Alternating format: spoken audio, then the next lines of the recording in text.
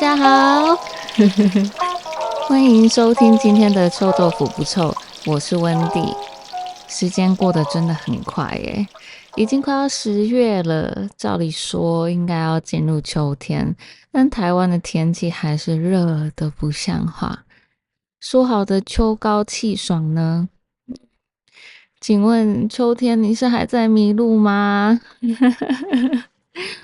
嗯，趁着9月还没有正式结束，我想说赶快再制作一集新的内容。这个频道也就快要满1个月了呢。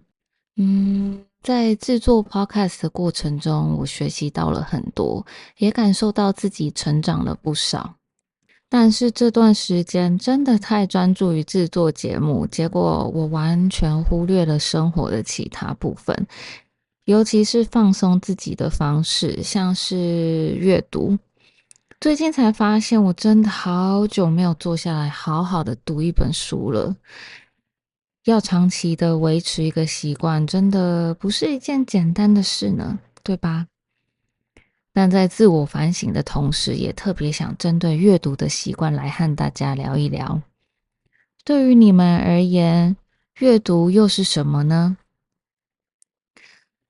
阅读对我来说是一种很好放松心情、疏解压力的方法，特别是在这个资讯泛滥的时代，世界的声音总是很多、很吵杂。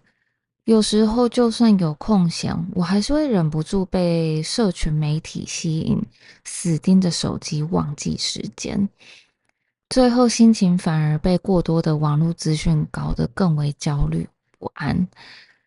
在夜深人静的时候，只要翻开一本书，就好像进入了一个安静的世界，这是最可以让我休息的方式。特别是当你觉得痛苦只能自己承受时，透过阅读，你会发现这些情感在人类历史中一直都存在。这样的发现让我觉得自己并不孤单，也从中获得了一种安慰。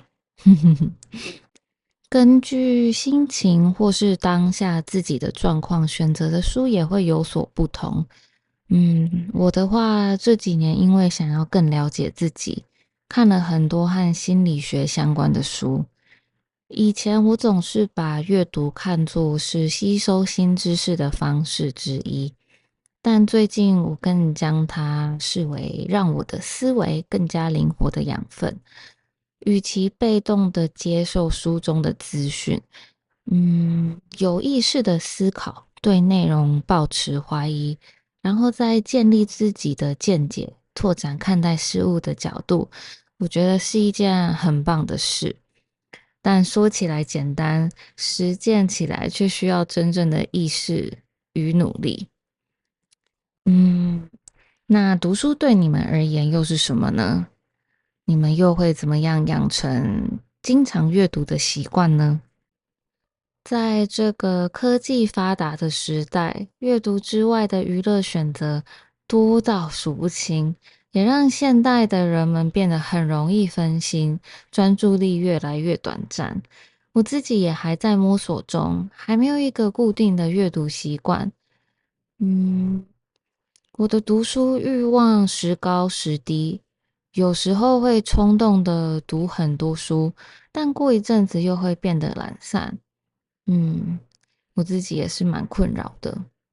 但有一个我现在正在练习的小技巧，就是每天读一点点，即使只有一页也好，也可以降低读书的心理门槛。还有啊，Goodreads 这个网站对我来说也是一个养成阅读习惯的好帮手哦。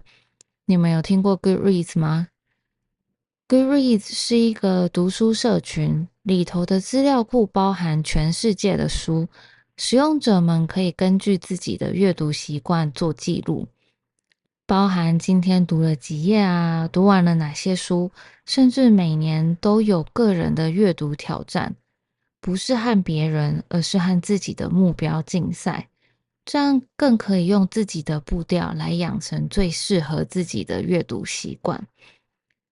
就像游戏一样，可以记录自己每天的进度，累积下来也会特别的有成就感哦。接下来，选择自己喜欢的书，在养成阅读习惯上也是很重要的哦。千万不要觉得自己一定要读完一本才可以再读下一本。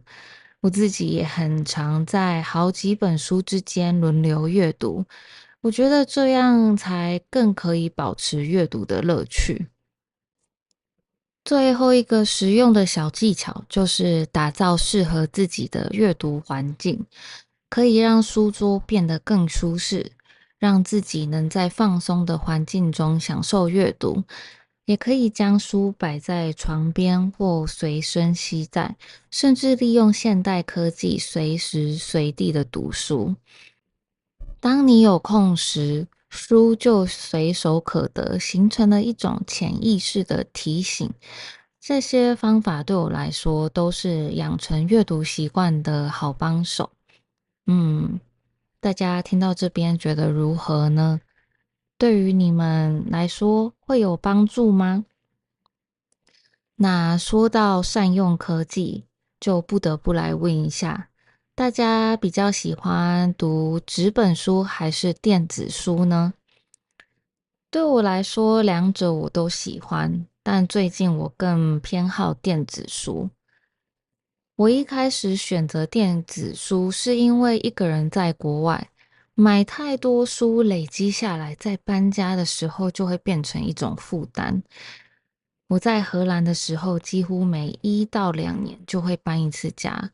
在荷兰7年的时光，我住过5个不同的地方，这也让我开始有意识的减少购物，尤其是那些搬家时麻烦的东西绝对不可以买。